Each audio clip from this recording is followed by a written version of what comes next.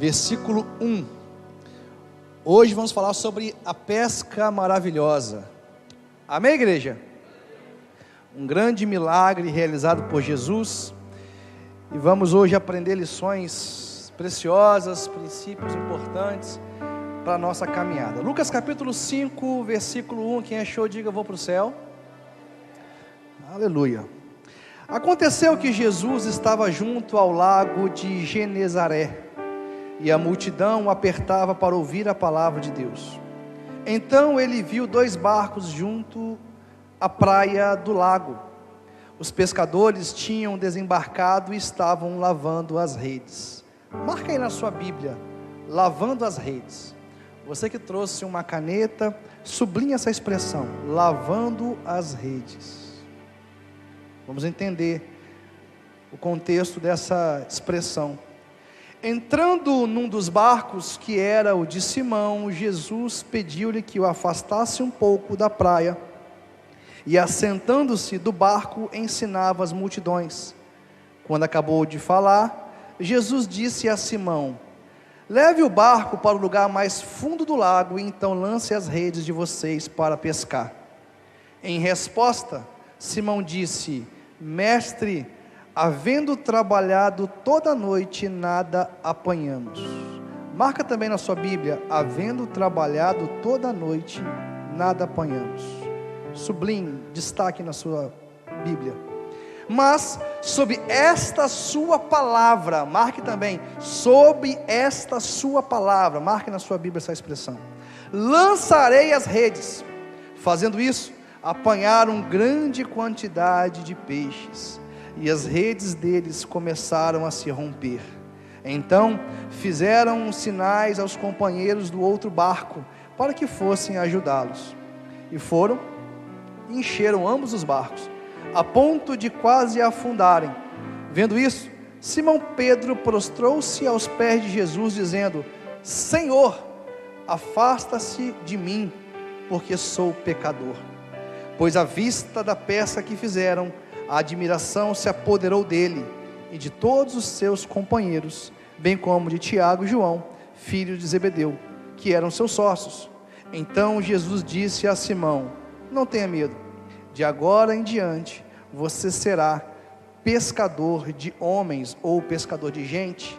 E arrastando eles o barco para a praia, deixando tudo, o seguiram. Amém, irmãos?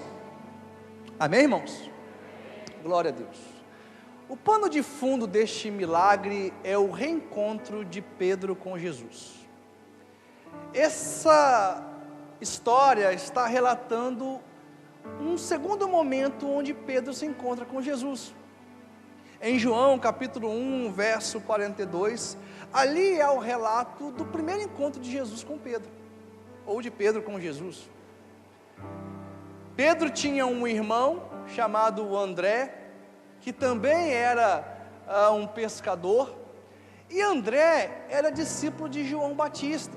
O texto vai dizer isso.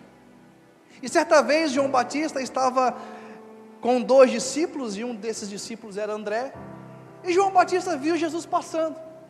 E quando ele viu Jesus passando, ele apontou e disse: esse é o Cordeiro de Deus. Imediatamente, quando André ouve essa declaração de João Batista, ele passa a seguir Jesus. Ele troca de discipulado.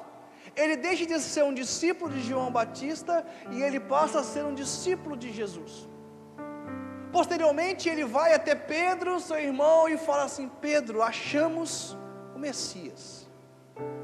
Pedro é conduzido a Jesus por André. E quando Pedro tem o primeiro contato com Jesus, Jesus libera uma palavra poderosa, uma palavra profética sobre a vida dele. Pedro diz o seguinte: a partir de hoje você não será mais chamado de Simão, mas de Cefas. O nome original de Pedro é Simão. Simão significa inconstante, cana levado ao vento, alguém que muda por qualquer situação, que muda facilmente. Jesus fala: a partir de hoje você não será mais Simão, alguém inconstante, você será chamado Cefas. Cefas no aramaico é pedra. De onde que vem o nome Pedro então? É no grego. No grego, pedra é Pedro. Daí que vem o nome de Pedro. Jesus, ele libera uma palavra profética, uma palavra poderosa sobre a vida de Pedro. No entanto, irmãos, por alguma razão, Pedro, ele não passou a seguir Jesus. Ele teve aquele primeiro encontro, mas ele não segue a Jesus a partir daquele encontro. Porque Lucas 5 está falando desse reencontro. Pedro voltou a pescar.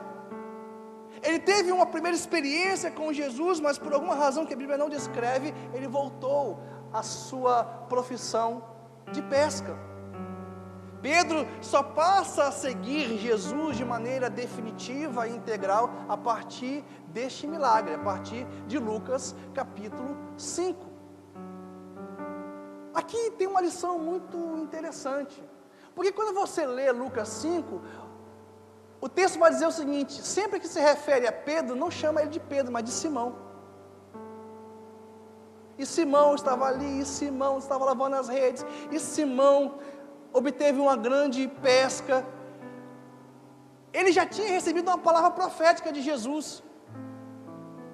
Mas a questão, irmãos, é o seguinte: não basta a gente ter uma palavra profética, não basta a gente ter recebido promessas do Senhor, nós precisamos seguir ao Senhor, porque as promessas só se cumprem quando nós estamos dispostos a segui-lo. Quantos podem dizer amém? Pedro recebeu uma palavra profética de Jesus, promessas de Jesus. Você não vai ser mais inconstante, você vai ser pedra, rocha, você vai ser firme. Mas Lucas 5 continua chamando Pedro de Simão, porque ele não tinha tomado uma decisão em sua vida de seguir a Jesus.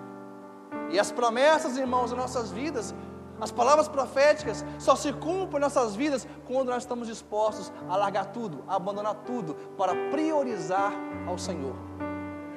Quantos podem dizer glória a Deus? Sabe, irmãos, quando a gente segue a Jesus, coisas tremendas acontecem. Você quer ver só? Deixa eu exemplificar um pouquinho isso aqui. Mateus capítulo 1, vamos lá, Mateus capítulo 1.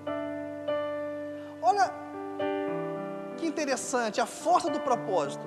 Mateus capítulo 1, verso 1, vai dizer assim: livro da genealogia de Jesus Cristo, filho de Davi, filho de Abraão. Só aqui, irmãos, nós temos um sermão de pelo menos 1 hora.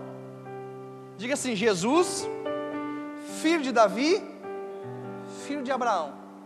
Aqui Mateus apresenta Jesus como o rei dos judeus, aquele que veio para reinar. E ele começa a falar sobre a genealogia de Jesus.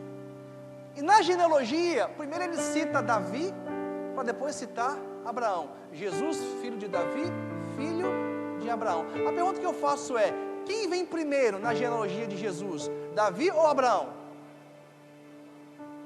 Quem? Abraão. Mas por que Mateus cita primeiro Davi? Jesus, filho de Davi, filho de Abraão. Aqui tem uma revelação profunda que a gente precisa entender. Ouça, Abraão fala da origem de Jesus. É a descendência de Jesus. De Abraão é que vem a linhagem biológica de Jesus, a linhagem familiar de Jesus. Agora, Davi fala do propósito de Jesus, porque Davi, ele era rei, e Jesus nasceu para ser rei, nasceu para reinar. Por isso que Mateus primeiro, ele fala Jesus, filho de Davi, filho de Abraão, porque quando a gente entrega a nossa vida ao Senhor, primeiro é o propósito, depois é a origem. Quem está entendendo? Vou repetir: quando você entrega a sua vida ao Senhor, primeiro vem um propósito de Deus na sua vida, depois é a origem. Sabe o que eu aprendo? Não importa se a sua origem foi humilde, se você não teve todas as condições para crescer, para avançar. Quando você entrega a sua vida ao Senhor, o propósito assume o primeiro lugar, e o propósito de Deus vai quebrar cadeias, grilhões, e vai te conduzir a cumprir tudo aquilo que o Senhor tem para a sua vida. Aleluia! Por isso que Mateus, ele primeiro coloca Jesus, filho de Davi, porque o propósito vem em primeiro lugar, irmãos. Jesus nasceu para ser rei, e esse propósito conduziu a história dele. Então, irmãos, ouça, não importa se você nasceu em uma família humilde, que não te deu condições materiais, não importa se você nasceu em um ambiente onde você não teve oportunidades, ouça o que eu vou te falar, confie no Senhor, priorize o Senhor na sua vida, e o propósito que Ele tem para você vai te conduzir, amém? Nada vai impedir com que o propósito se cumpra na sua vida. Às vezes eu fico observando coisas tremendas e gloriosas que Deus faz na vida das pessoas, pessoas às vezes improváveis. Deus tira literalmente pessoas de trás das malhadas e coloca a pessoa em um lugar de glória, de unção, de poder, porque aquela pessoa permitiu com que o propósito de Deus a guiasse, a conduzisse. Amém, irmãos? Já falei isso para vocês. Quando eu entreguei a minha vida a Jesus, eu cheguei na igreja e eu era gago, eu não falava, irmãos. E quando eu falava, com muita dificuldade. O pastor Jeff conhecia um pouquinho dessa época. Era muito difícil eu falar, e quando eu falava com a mão na boca, gente. Eu era tímido, complexado. Mas um dia eu falei, Senhor, seja feita a tua vontade. E o propósito de Deus começou a me guiar. Eu estou aqui hoje porque o propósito de Deus está cumprindo na minha vida. Amém, irmãos? Então não importa se você teve as condições, aparato, não importa se você teve estrutura, não importa, porque tem pessoas que falam assim, mas eu não tive tantas oportunidades como aquela pessoa. Irmãos, entregue a sua vida ao Senhor e o propósito dele vai te guiar. Vai quebrar as cadeias, os grilhões, vai romper as dificuldades. Você vai chegar no lugar que Deus tem para a sua vida. Aleluia! Então Pedro recebeu promessas, palavras proféticas, mas ele não estava disposto a seguir a Jesus, e por isso nesse texto de Lucas 5, ele continua sendo chamado de Simão. Agora, algo interessante, irmãos, a antessala desse milagre é o ensinamento da palavra de Deus. Antes de Jesus realizar esse estrondoso milagre, essa pesca maravilhosa, muitos peixes que Pedro pescou, antes de Jesus realizar esse milagre, ele estava ensinando a verdade de Deus. O texto começa dizendo, Jesus estava ensinando as multidões. Sabe qual é o problema, irmãos? Nós já queremos entrar na sala principal do milagre, já queremos ir direto para a sala principal, onde as bênçãos de Deus nos alcançam. Mas ouça, existe uma antessala do milagre, e essa antessala se chama ensino. Antes de você receber o milagre de Deus, você tem que estar disposto a sentar e aprender do Senhor. Glória a Deus. Eu quero profetizar sobre a sua vida. Os milagres do Senhor vão te alcançar, porque o seu coração é de aprender. Você é um eterno discípulo do Senhor. Você está aqui nessa manhã desejoso por receber ensinamento, direção da parte do Senhor. Os milagres de Deus vão te alcançar. Recebe em nome de Jesus. Aleluia! A antessala do milagre, irmãos, é o ensino da palavra. Mas pastor, algumas pessoas receberam o milagre de Deus na Bíblia e elas não foram expostas ao ensinamento do Evangelho. Mas essa não é a regra. A regra é, antes do milagre vem o ensino. Diga assim, antes do milagre vem o ensino. Essa é a antessala do milagre. É o ensino da palavra de Deus. Sabe por quê? Antes de Jesus ser o seu provedor, Ele quer ser o seu mestre. Vou repetir, antes de Jesus ser o seu provedor, Ele precisa ser o seu mestre. Aquele que te ensina, aquele que te instrui, aquele que te conduz, aquele que te dá direção, aquele que fala com você acerca do que você deve fazer. Antes do milagre tem o ensino, antes do provedor, o Senhor quer ser o nosso mestre. Pode dizer glória a Deus. Aleluia. Agora, observe algo. Me chama a atenção que dos 12 discípulos de Jesus, 7 eram pescadores. Diga assim, 7 eram pescadores. Eu fiquei pensando, por que Jesus escolheu 7 pescadores para serem seus discípulos? Meus irmãos, o pescador tem características, qualidades que permitem com que eles sejam usados pelo Senhor. Por exemplo, no caso de Pedro, Quando Jesus tem esse reencontro com Pedro, o que Pedro estava fazendo? Lavando as redes, depois de uma noite de frustração. Pedro havia trabalhado a noite inteira, sem pescar um peixe sequer. Mas onde estava Pedro? Lavando as suas redes, cuidando do seu instrumento de trabalho. Porque, irmãos, se um pescador, depois de usar a sua rede, ele não lava a rede, expõe ela ao sol, essa rede vai apodrecer.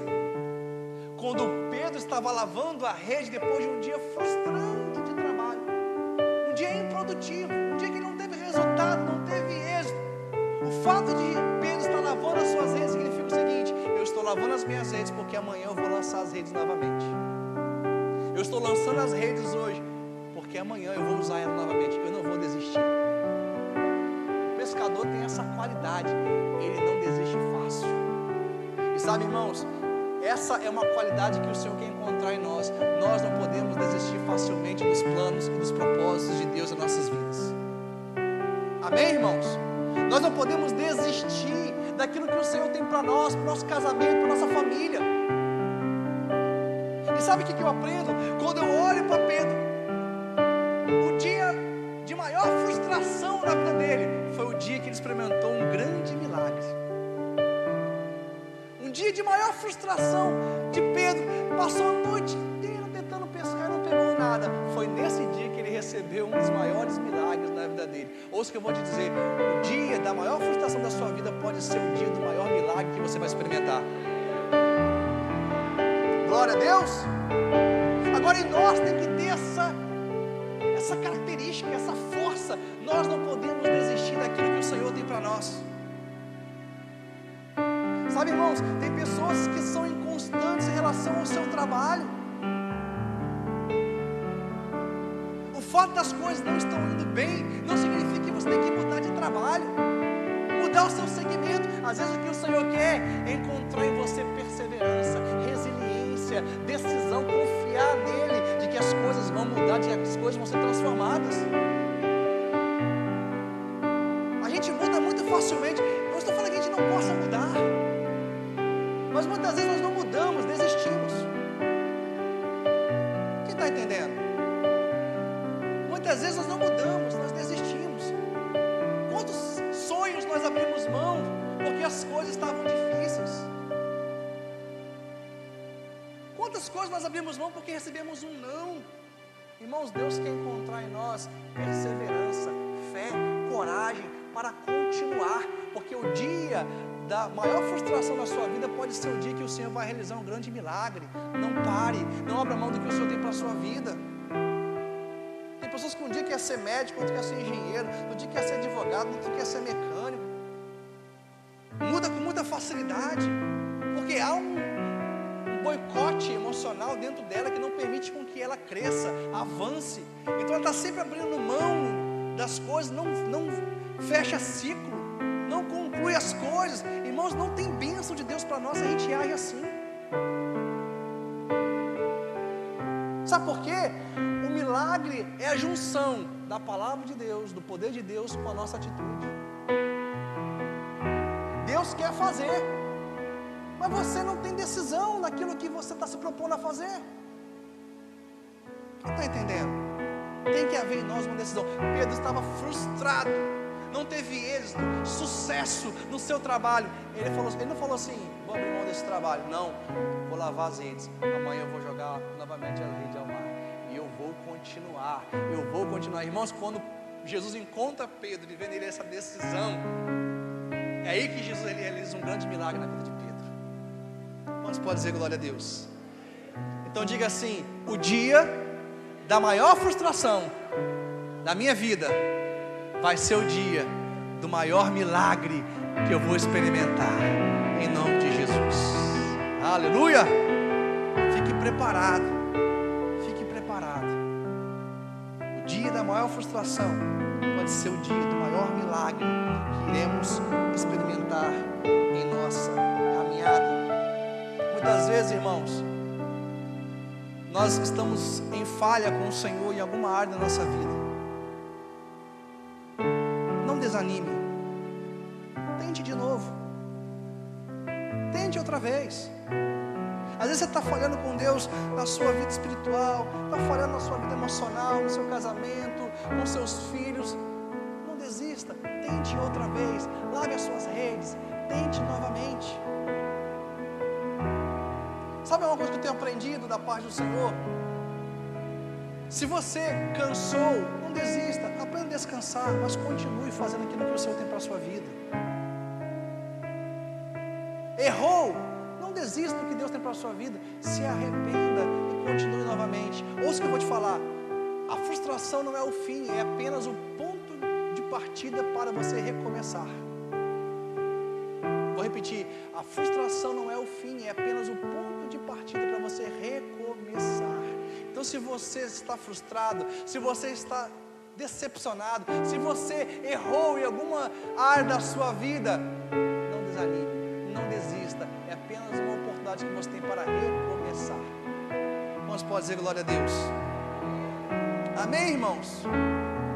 Vencedor, vencedores. O vencedor, ele vence as dores da vida. E no reino de Deus, ouça o que eu vou te falar, no reino de Deus, vencedor não é quem chega em primeiro lugar. No reino de Deus, vencedor é quem não desiste. Glória a Deus. No reino de Deus, vencedor não é quem chega em primeiro. Não existe competição no reino de Deus. No reino de Deus, vencedor é quem não para, é quem não desiste, é quem não desanima e continua firme no propósito do Senhor. Aleluia, irmãos.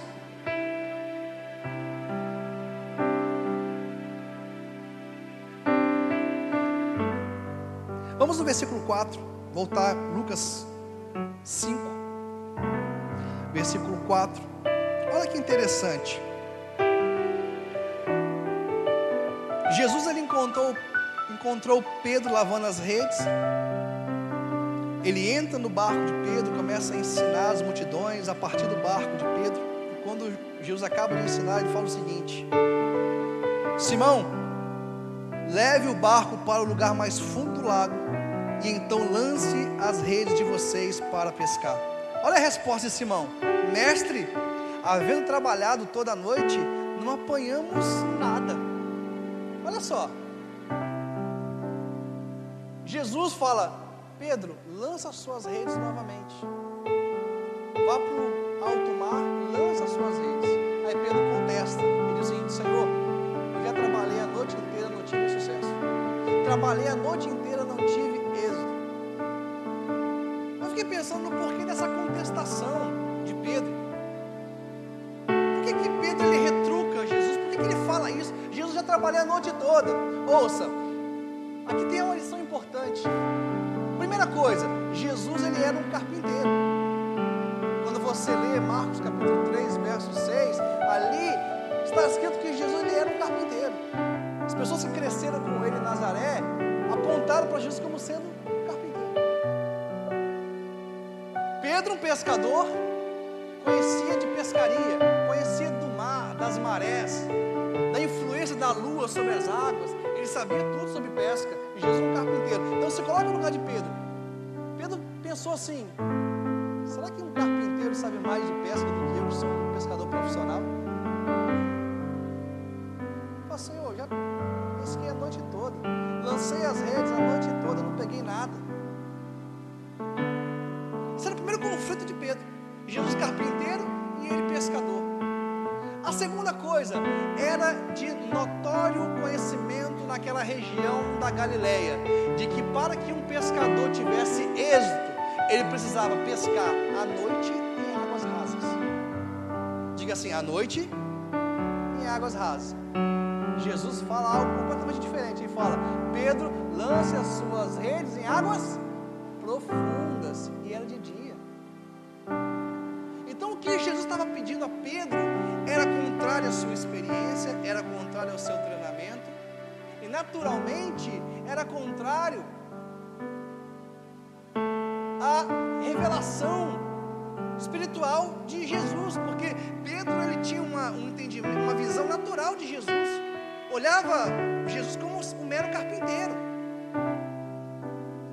Mas quando Jesus estava propondo a Pedro fazer de uma forma totalmente diferente do que ele estava acostumado. O Senhor estava querendo introduzir Pedro em um lugar do sobrenatural, onde os milagres acontecem. Sabe por quê, irmãos? O Senhor não precisa de ocorrências naturais para realizar milagres em nossas vidas. Aleluia! O que Pedro fala? Eu pesquei a noite toda. Eu não tenho expectativa nenhuma em ter sucesso, mas sob a sua palavra, sobre esta palavra que você está me dizendo, eu vou lançar as redes. Irmãos, esse é o grande milagre dessa história. O grande milagre dessa história não é a pesca maravilhosa. O grande milagre dessa história é o que aconteceu dentro de Pedro. Quem está entendendo? O milagre aconteceu dentro de Pedro. Esse é o grande milagre. Eu não tenho expectativa de que algo diferente vai acontecer. O meu conhecimento natural diz que não. A minha experiência diz que não. Mas eu tenho uma palavra, e sobre essa palavra eu vou tomar uma decisão. Isso é fé, irmãos. Você não precisa ter expectativa de que coisas boas vão acontecer para você. Creia tão somente, porque coisas boas vão te alcançar. Tenha fé tão somente, porque o milagre vai acontecer. Porque às vezes, irmãos, estamos tão frustrados, decepcionados, que a gente não tem mais expectativa de que coisas boas vão acontecer. Continue crendo, haja sempre por fé. Pedro falou sobre essa palavra, não é sobre o que eu sinto, o que eu acho, o que eu penso, sobre esta palavra eu vou lançar as redes. Esse é o principal milagre que acontece nessa história, que aconteceu dentro de Pedro. Deixa eu falar uma coisa, o maior milagre que pode acontecer na sua vida não vai acontecer do lado de fora de você, mas do lado de dentro. Do lado de dentro. É quando você fala assim, tudo está dizendo não, mas Deus está dizendo sim. Eu vou permitir com que o milagre aconteça dentro de mim. Eu vou obedecer, mesmo quando as circunstâncias forem contrárias. Eu vou me submeter, mesmo quando eu não estiver entendendo. O milagre vai acontecer primeiro dentro de mim. Amém, irmãos? Esse é o principal milagre. Agora, quando estamos dispostos a viver esse milagre que acontece dentro de nós, o sobrenatural de Deus é liberado sobre nossas vidas. Glória a Deus. Pedro primeiro experimentou um milagre dentro dele, depois ele viu um grande milagre, vários peixes, muitos peixes que ele pegou depois de uma noite frustrada e decepcionante. Então aqui nós temos uma lição muito importante. O maior milagre que pode acontecer em nossas vidas não vai acontecer do lado de fora, vai acontecer do lado de dentro. É o milagre da obediência, é o milagre da confiança, é o milagre da submissão à vontade de Deus. É interessante a gente perceber, irmãos, como que Jesus estava trabalhando na vida de Pedro. Porque no primeiro momento, no primeiro encontro que Jesus teve com Pedro, ele libera palavras de bênção proféticas sobre Pedro, mas Pedro não creu, ele não passou a viver tudo aquilo, ele voltou a pescar. Jesus aqui, ele vai até Pedro novamente, porque Jesus sabia que Pedro estava aprendendo a confiar, ele estava ainda crescendo na fé. Deixa eu dizer algo para você, tenha paciência com você. Tenha paciência com você. Pedro estava aprendendo, Jesus trabalhando na vida dele. Às vezes a gente erra, às vezes a gente falha, às vezes a gente toma decisões equivocadas. Não se culpe, não se martirize, não abra mão do que o Senhor tem para a sua vida. Tenha paciência com você. Dê a você uma margem de erro. Sabe por quê, irmãos? Muitas vezes nós somos muito implacáveis com nós mesmos. Somos muito implacáveis com a gente. Tem pessoas que acham que Deus está procurando uma oportunidade para lançar ela no inferno. Deixa eu dizer algo para você. Deus não está procurando uma oportunidade para te amaldiçoar. Ele está procurando uma oportunidade para te abençoar. Ah, mas se eu errar, Deus vai me mandar para o inferno. Não, irmãos. Se você errar, existe graça disponível para você. Existe poder de Deus liberado para você, para te levantar, para te reerguer, para te ressuscitar. Tenha paciência com você. Não significa não ter responsabilidade responsabilidade com a sua vida espiritual. Mas, irmãos, deslizes acontecem, erros acontecem, nós falhamos como filho, como esposo, como pai, como pastor, nós falhamos. Tenha paciência, você está aprendendo a confiar em Deus, você está aprendendo acerca da vontade de Deus. Tenha paciência, não deixe o diabo colocar na sua cabeça, não tem jeito mais, agora já era, você não vai mudar, você não vai dar conta, não tem jeito de você vencer essa situação. Calma, tenha paciência com você, o Espírito Santo está trabalhando na sua vida e o propósito de Deus vai se cumprir. Aleluia! Não deixe de vir para a casa do Senhor, não deixe de vir para a igreja. Ah, pastor, porque eu pequei, então eu não me sinto digno de ir para a igreja. Irmãos, quem aqui é digno de estar na presença do Senhor? Ninguém é digno. Nós estamos aqui por causa da graça do Senhor, uma graça poderosa, maravilhosa. Ele nos amou. Irmãos, pode dizer amém? Tenha paciência com você. Essa palavra veio forte no meu coração quando eu estava falando esse texto. Quero mais uma vez enfatizar: tenha paciência com você. Você está em um processo de crescimento, de amadurecimento. Tenha paciência. Tenha calma. Permita com que o Senhor continue trabalhando na sua história, na sua vida. Quantos podem dizer glória a Deus? Aleluia. O maior milagre da obediência que aconteceu dentro de Pedro. Agora olha que interessante. Quando Pedro ele vai puxar a rede, e aqui nesse milagre, Jesus não fala bem assim, joga do lado direito, joga do lado esquerdo, como aconteceu outras vezes, joga atrás do barco, joga na frente. Jesus fala bem assim, lance as redes. Lance as redes. Sabe por quê, irmãos? Quando você é obediente, você é abençoado por todo lado. Vem bênção de tudo quanto é lado. Né, pastor Helder? Vem bênção de onde você não espera. Não é só do lado direito, não. É do lado esquerdo, é da frente, é atrás. Nós somos abençoados por todo lado, literalmente. Lembra daquela música? Sou abençoado. Faz sentido. Faz sentido. Joga a rede. Pedro jogou. E quando Pedro está puxando a rede, vem muitos peixes, ao ponto do barco não suportar o peso daqueles peixes. Era tanto peixe que o barco começou a ir a pique. O que Pedro fala? Chamou outro barco, o barco dos amigos, para compartilhar um pouquinho do milagre. Moço, que eu vou te falar, quem não compartilha milagre afunda. Quem não compartilha milagre naufraga. Porque tem pessoas que acham que Deus quer te abençoar e a bênção vai parar em você. Não, tudo que Deus faz na sua vida, toda graça, liberar todo poder, toda unção, toda bênção material, é para você compartilhar com seus irmãos. Isso às vezes é um choque, né? Porque nós vivemos em uma sociedade egoísta, que só pensa em si. Não, irmãos. Aquilo que Deus libera sobre a sua vida, para você compartilhar. Quem não compartilha, afunda, naufraga. Glória a Deus. Era tanto peixe.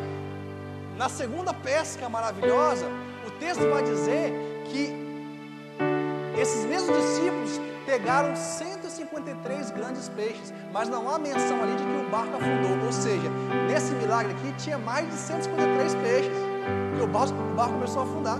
Era muito peixe. Deixa eu dizer algo para você: se você estiver disposto a compartilhar o milagre, os milagres continuarão acontecendo na sua vida. Amém? E a pergunta que eu faço é: por que você quer receber o milagre de Deus na sua vida? Nosso coração, irmãos, não deve ser só de receber o milagre e o milagre parar em nós. O milagre tem que ser compartilhado. A unção tem que ser compartilhada. A glória de Deus tem que ser compartilhada. As bênçãos materiais tem que ser compartilhado. O que Deus libera sobre nós tem que ser compartilhado. Glória a Deus. E é assim que as coisas acontecem. Hoje pela manhã eu estava falando sobre conexões, né? Dentro de um tópico falando sobre casamento. Inclusive, se você não está em um discipulado, nos procure. O discipulado tem sido bênção. Estamos crescendo, avançando. Você não pode ficar de fora do discipulado que tem acontecido na nossa igreja. Estava compartilhando sobre a importância das conexões com pessoas.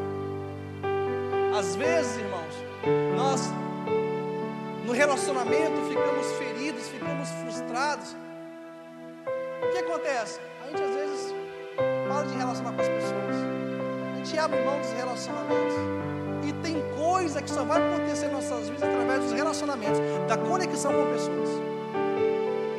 Você sabia disso? Deus fez promessas grandiosas para Abraão, mas quem foi o ventre que gerou? Sara. A promessa foi para quem? Abraão, mas o ventre que gerou foi Sara. Conexão. Conexão, porque tem milagre que só vai acontecer em nossas vidas através dos relacionamentos, das conexões. Vou mais além. Tem milagre que vai acontecer na sua vida que está na mão de outras pessoas. Tem milagre que vai acontecer na sua vida que está na mão de amigos seus. Quem levou o paralítico que foi colocado pelo telhado na presença de Jesus? Os amigos, 4 amigos. O milagre daquele paralítico estava na mão de quem? Os amigos. Porque verdadeiramente quem tem amigo não morre paralítico. Quem tem amigo não morre paralítico. Quem tem amigo, esses amigos vão sempre te conduzir à presença de Jesus. Está sempre pensando no seu melhor, no bem, no seu bem. Quem tem amigo não morre deficiente. Amém, irmãos? A bênção daquele paralítico, o milagre daquele paralítico estava na mão dos amigos. Não abra mão dos relacionamentos, não abra mão da amizade, não abra mão das conexões. Às vezes somos frustrados nos relacionamentos, mas nós somos curados também nos relacionamentos. Tem bênção que só vai acontecer em nossas vidas através dos relacionamentos. Não abra mão dos relacionamentos, porque é projeto de Deus. Amém, irmãos? Eu estou ministrando hoje aqui, pregando hoje aqui, porque o pastor Elton confia em mim, está me dando a oportunidade, me abençoando, me ensinando, me instruindo. Tem milagres que está acontecendo na minha vida, está vindo pelas mãos do pastor Elton. Amém? E quem tem amigo, irmãos, não morre paralítico. Glória a Deus. Não abra mão dos relacionamentos, não abra mão das conexões. Tem coisas que Deus vai fazer na sua vida que vai vir na mão de pessoas. Está na mão de pessoas. Amém? Aleluia. Para a gente finalizar, versículo 8, vamos lá.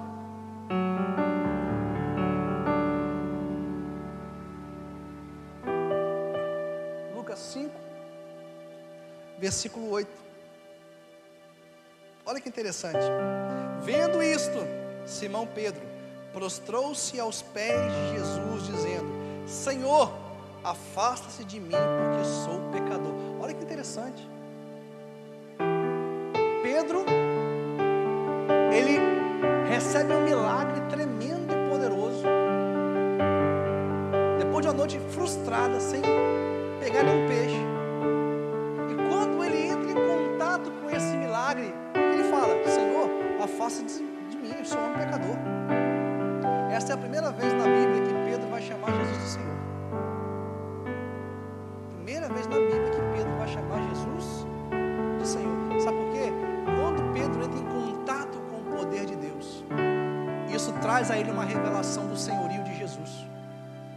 O contato com o poder de Deus trouxe uma revelação a Pedro de que Jesus era o Senhor e que ele tinha poder sobre todas as circunstâncias, sobre todas as coisas. Senhor. Aí ele fala: afasta-se de mim, porque eu sou homem pecador. Hoje eu vou te falar, toda pessoa que está em contato com o poder de Deus, ela tem uma convicção de pecado. Você sabe por que a nossa geração perdeu a convicção de pecado? Porque ela não está mais em contato com o poder de Deus. Está em contato com o coach, está em contato com vãs filosofias, está em contato com mentiras que muitas vezes são pregadas no púlpito das igrejas por aí. Não é o poder de Deus. O poder de Deus, irmãos, gera convicção de pecado. Nenhum amém agora, né? Amém, irmãos? O Evangelho é o poder de Deus para todo aquele que crê. Diga assim: o Evangelho é o poder de Deus para todo aquele que crê. Irmãos, quando o Evangelho é pregado, o Evangelho ele vai sempre gerar uma sensibilidade para a nossa indignidade, uma convicção de pecado. O que é isso, pastor? Eu preciso ser transformado, eu preciso melhorar.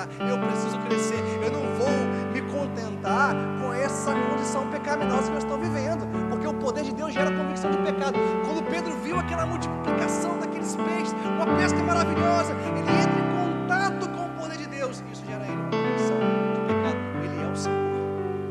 Diante do Senhor, irmãos, isso gera em nós um desejo de servir a esse Senhor, uma convicção de que nós precisamos mudar, precisamos de uma transformação, precisamos ver algo diferente nas nossas vidas. Amém, irmãos? Pedro fala: Senhor, afasta de mim. Agora a boa nova: Jesus não se afasta de Pedro. Sabe por quê? Porque Pedro era exatamente a pessoa que Jesus estava procurando, pessoas que reconhecem que são pecadores e que dependem dele. Jesus não se afasta de você quando você reconhece suas falhas, suas limitações e seus pecados. Pelo contrário, você é o tipo de pessoa que Jesus está procurando. Porque não se trata de perfeição, mas de quebrantamento. Não se trata de não errar, se trata de voltar quando a gente erra. Aleluia! Então a experiência desse milagre coloca Pedro em contato com o poder sobrenatural de Jesus, e isso fez com que ele tivesse uma poderosa revelação do senhorio de Jesus. Jesus não se afasta de Pedro, pelo contrário, Jesus se aproxima de Pedro, porque era esse tipo de pessoa que ele estava procurando. E aí fica uma pergunta para nós: por que Jesus realizou esse milagre? Por que Jesus realizou esse milagre? Ele não queria somente abençoar os negócios de Pedro, fazer prosperar a empresa de pesca de Pedro, não. Jesus queria colocar Pedro em contato com o seu poder, com a sua glória, com a sua autoridade, para gerar nele uma confiança ao ponto dele se consagrar ao serviço na obra de Deus. Jesus fez esse milagre na vida de Pedro porque ele queria que Pedro se dedicasse a ele de maneira integral, total. Porque, irmãos, quando Deus ele nos abençoa, realiza um milagre em nossas vidas, o propósito dele é gerar em você mais confiança, para que você sirva melhor a ele, para que você sirva mais, para que você consagre a sua vida ao serviço dele, e você caminhe sabendo que quando você prioriza o reino dele, a vontade dele, as demais coisas serão acrescentadas. É por isso que Jesus estava realizando milagre na vida de Pedro. Sabe o que Pedro faz? Ele abandona tudo, ele larga tudo e vai seguir Jesus. Interessante isso, irmãos. Jesus, ele chama Pedro para o discipulado, não quando o barco estava vazio, mas quando o barco estava cheio de peixe. Porque abandonar tudo quando você não tem nada é fácil. Já viu o pobre na enchente? Perdi tudo, não tinha nada. Nossa, a enchente me levou tudo, não tinha nada. Mais ou menos isso aqui. Largar tudo quando você não tem nada é fácil. Agora largar tudo quando o barco está cheio de peixe. Olha que desafio. O barco lotado de peixe. Quanto que Pedro ia ganhar naquela pescaria? Muito dinheiro. Muito dinheiro. E foi nesse momento que Jesus chama Pedro para um discipulado, e ele abriu mão de tudo. E a pergunta que fica para nós é: o que é mais importante em nossas vidas? O barco cheio de peixe ou seguir Jesus? Vou perguntar de novo: o que é mais importante na sua vida, na minha vida? O barco cheio de peixe ou fazer a vontade de Jesus? Se coloque de pé em nome de Jesus.